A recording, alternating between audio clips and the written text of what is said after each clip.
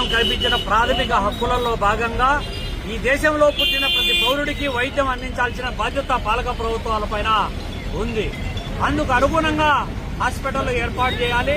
హాస్పిటల్లో పనిచేయడానికి వైద్యుల నియామకం కూడా చేపట్టాల్సినటువంటి అవసరం ఉంది. దానికి అనుబంధంగా మెడికల్ కాలేజీల నిర్మాణం జరగాల్సినటువంటి బాధ్యత ఇవాళ ఉంది. ఇవాళ వైద్యాన్ని ఒక క్రమ పద్ధతిలో నిర్వహించాల్సినటువంటి నియంత్రణ పాలక ప్రభుత్వాలపైన ఉంది.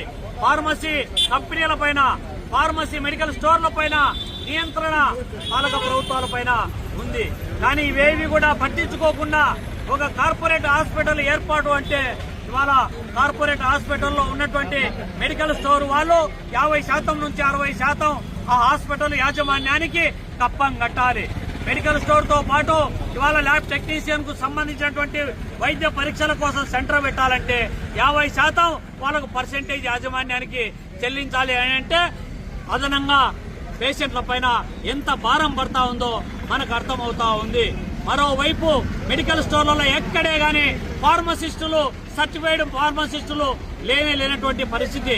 కేవలం సర్టిఫికెట్లు మాత్రమే పెట్టుకొని అక్కడ ఎలాంటి అనుమతి లేనటువంటి, లేకపోతే ట్రైనింగ్ లేనటువంటి ఫార్మసిస్టులతో ఇవాళ మందులు విక్రయించడంతో పాటు ఎక్స్పైర్ అయినటువంటి మందులను, నకిలీ మందులను ఇవాళ జనం పైన రుద్దేటువంటి పరిస్థితి ఇవాళ కొనసాగుతుంది.